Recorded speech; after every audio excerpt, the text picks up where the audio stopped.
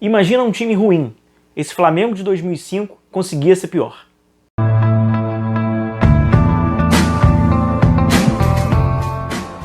Olá pessoal, tudo bem? Sejam todos muito bem-vindos, eu sou o William Godoy. No vídeo de hoje eu vou contar a história e falar um pouco sobre o Flamengo de 2005. Se você não viu esse Flamengo, se você não tinha idade para acompanhar, primeiro você era um privilegiado, mas com certeza você já sabe de que Flamengo é esse, porque já pode ter lido, já pode ter visto algum vídeo ou alguém falando sobre. O time era muito ruim, era uma verdadeira porcaria e eu vou falar um pouquinho sobre isso. Aqueles pedidos protocolares muito rápidos para não gastar muito tempo aqui no vídeo, né? Deixa o seu like, a sua curtida e a sua inscrição, beleza? Conto com a sua força, conto com você. Então vamos lá, pessoal. O Flamengo de 2005, ele começa com resquícios e com alguns traumas de 2004, que também não foi um bom ano. E aí, quando o Flamengo inicia essa nova temporada, ele aposta no Júlio César Leal. Era um treinador novato, ele tinha muita experiência na categoria de base, no Oriente Médio, também no Brasil, mas na categoria profissional seria uma aposta para o Flamengo. Pois bem, a aposta não deu certo, o Júlio César Leal ele durou apenas 6 jogos no Flamengo. Nessa passagem dele pelo clube, o Flamengo perde na estreia do Campeonato Estadual por 3-0 para o Olaria. Inclusive, vou botar para vocês uma matéria que saiu no jornal o Globo no dia seguinte do 3-0, que é a matéria titulada como 2004 não acabou para o Flamengo. Time mantém rotina de vexames do brasileiro e é goleado pelo Olaria na estreia. Justamente nessa partida, foi a única vitória que o Olaria teve no Campeonato Carioca, foi essa vitória sobre o Flamengo. E o Júlio César Leal tem algumas histórias que o pessoal conta, que ele disse que queria que o uniforme de treino fosse azul, porque azul é a cor dos vencedores, e também ele criou em aspas, uma cartilha, como bater falta a la Zico.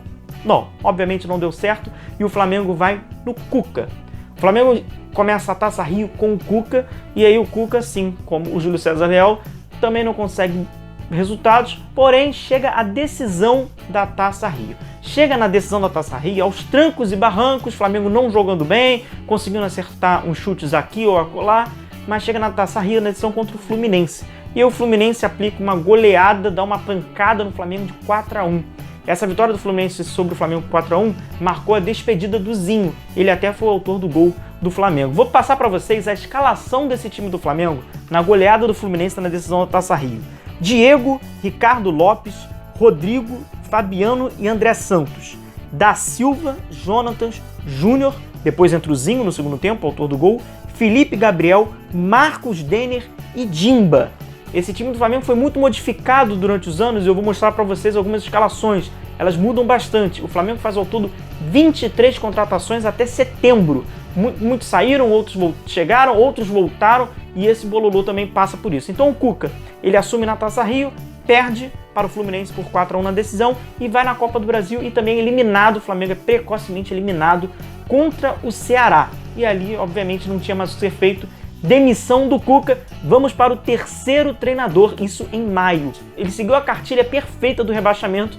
Vou explicar para vocês, obviamente, no final do vídeo essa história, como não é rebaixado, por que não é rebaixado, mas olha, tá seguindo tudo certinho. Mais um técnico, terceiro técnico em menos de 5 meses. Quem assume o Flamengo é o Celso Roth. E aí o Celso Roth também não consegue, o Celso Roth teve uma passagem um pouco maior, durou 19 jogos, ou melhor, 3 meses. Ele assume o Flamengo em maio e é demitido em agosto. Nesse intervalo, para o Campeonato Brasileiro, o Flamengo trouxe alguns reforços, como o jovem Diego Souza, o Leonardo Moura. Tinha uma aposta na base com alguns jogadores, então o Felipe Gabriel ficou mais presente ainda no time, assim como o Jonatas, Rodrigo Arroz e outros jogadores. O Flamengo fez ao total 23 contratações, inclusive isso foi destaque na matéria do Globo Esporte, e eu também trago para vocês que fala um pouquinho sobre essa grande movimentação que o Flamengo fez no mercado de transferência. A matéria é titulada, como Flamengo já contratou 23 jogadores em 2005. Curioso só vocês observarem a data dessa matéria. E ele vai falando sobre esses jogadores que chegaram, entre eles o Leonardo Moura, o Diego Souza, o El Tigre Ramírez, o paraguaio. E ele até diz, mas que 8 já saíram. E curiosamente, até a matéria ela narra um pouquinho desses 8 que já saíram. Supostamente alguns jogadores não suportaram a pressão de jogar no Flamengo, principalmente num ano que estava se encaminhando para ser a maior tragédia da história do clube esse ano de 2005. Então, muitos jogadores chegaram e alguns, inclusive, já saíram no decorrer da competição. Acaba com o Celso Roth e vem o Andrade. Só que o Flamengo no Campeonato Brasileiro cada vez pior, perdendo muito, só que o Andrade consegue trazer números ainda pior. O Flamengo tomou uma goleada histórica em casa. O Flamengo não jogava no Maracanã, jogava na Ilha, por 6-1 para o São Paulo. O São Paulo de 2005, que era uma das potências, era referência do futebol brasileiro, campeão, multicampeão de tudo, aplica um 6-1 no Flamengo. Vou passar para vocês a escalação desse time do Flamengo que foi a campo contra o São Paulo.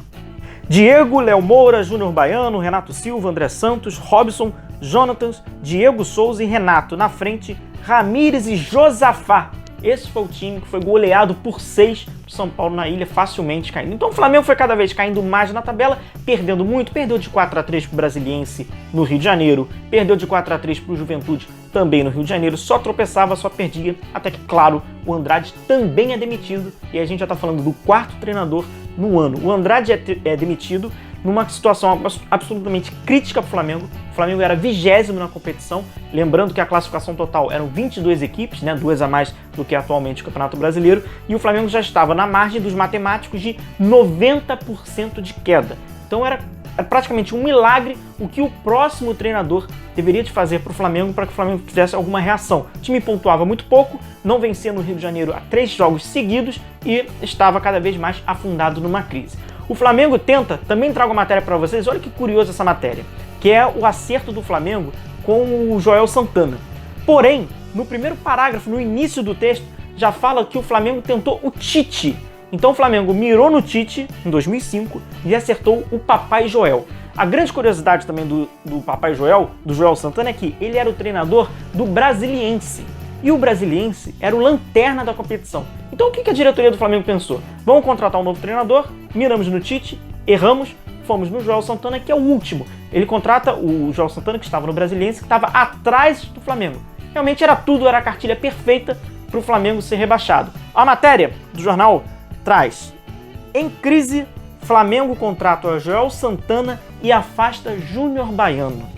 O Flamengo afasta o Júnior Baiano após a partida entre Flamengo e Vasco no estádio São Januário. O Vasco vence o Flamengo por 2-1 e o Júnior Baiano, além de ter jogado muito mal, já ter alguns atritos internos, ele ainda faz esse gol contra, esse golaço, gol contra de peito. Então ele é afastado, deram já férias para ele. O Júnior Baiano, que era o capitão, obviamente era um dos mais experientes do elenco. Então o Joel Santana assume esse Flamengo para, em 9 jogos, não poderia perder nenhum, tinha que somar o máximo possível e torcer para alguns tropeços para assim o Flamengo conseguir se manter e esse milagre, essa conta matemática de 90%, 92% não ser efetivamente confirmada 100% o Flamengo ser rebaixado. Na estreia do Papai Joel, ele consegue apenas um empate contra o Juventude, soma 1 ponto e vem para o Rio de Janeiro. Na Ilha do Governador, no estádio Luso Brasileiro da Portuguesa, o Flamengo consegue vencer no sufoco o Coritiba por 2-1.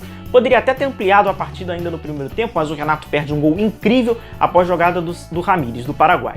E aí o Flamengo vai tentando e vai para São Paulo enfrentar o Palmeiras, que tinha uma longa invencibilidade no estádio, não perdia no Campeonato Brasileiro, e o Flamengo consegue surpreender e ali muda a chave, nem que seja uma chave moral da equipe. O Flamengo vence por 1-0, gol no primeiro tempo, no finalzinho do primeiro tempo, do Ramires. O time que foi a campo contra o Palmeiras no Palestra Itália e venceu foi Diego, Leonardo Moura, Renato Silva, Rodrigo Arroz, André Santos, Jonatas, Diego Souza, Júnior e Renato. Na frente, Ramires e Josafá. Você vê que quem acabou tomando, né, a titularidade do Júnior Baiano foi o jovem Rodrigo Arroz, e o Júnior, conhecido como Júnior Playboy, entrou no meio-campo, compondo ali junto com o Renato, um pouco mais à frente, abastecendo Ramires e Josafá.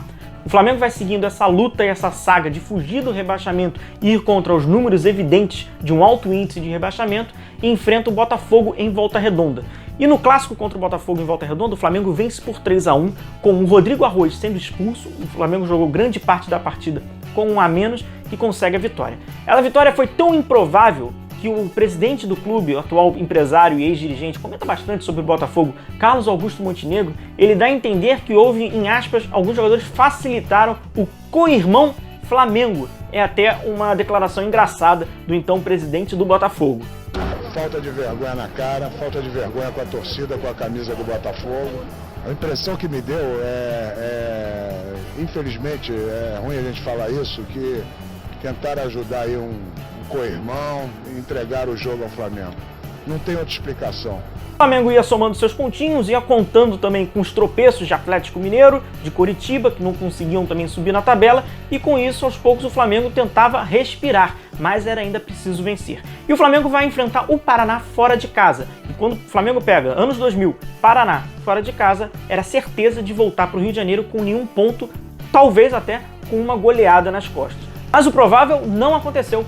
O Flamengo vence o Paraná no finalzinho, é o fatídico gol do Obina, que saiu do banco de reservas e marca ali entre os 47 e 48 minutos. 1-0 o Flamengo vence o Paraná e consegue liquidar as possibilidades de ser rebaixado. Aquele time que o Flamengo leva a campo contra o Paraná é Diego Leonardo Moura, Renato Silva, Fernando André Santos, Jonatas, Diego Souza, Júnior e Renato, Felipe Gabriel e Ramires. O Obina veio do banco de reservas. Com isso, o Flamengo consegue escapar do rebaixamento. Se você olhar a tabela, você vai falar, nossa, o Flamengo terminou em 15º, mas são 22, esteve longe. Não, porque o Joel Santana consegue quase 60% dos pontos do Flamengo. Nesse finalzinho que o Flamengo tem no total, é essa arrancada final que o Flamengo consegue fazer com essas vitórias improváveis fora de casa, com a vitória em clássico e etc. Então é isso, pessoal. Para você que não conhecia o Flamengo, primeiramente você é um aliviado, mas agora está sabendo o que aconteceu. E você que viu, me desculpe relembrar nessas suas memórias ruins, mas é verdade, isso está na história do clube, esse Flamengo de 2005, que para muitos é o pior Flamengo da história. Não esqueça de deixar aquele seu like, deixar a sua curtida e a sua inscrição, me ajude a fortalecer ainda mais aqui o canal. Valeu, pessoal, um forte abraço a todos vocês, até o próximo vídeo, tchau, tchau!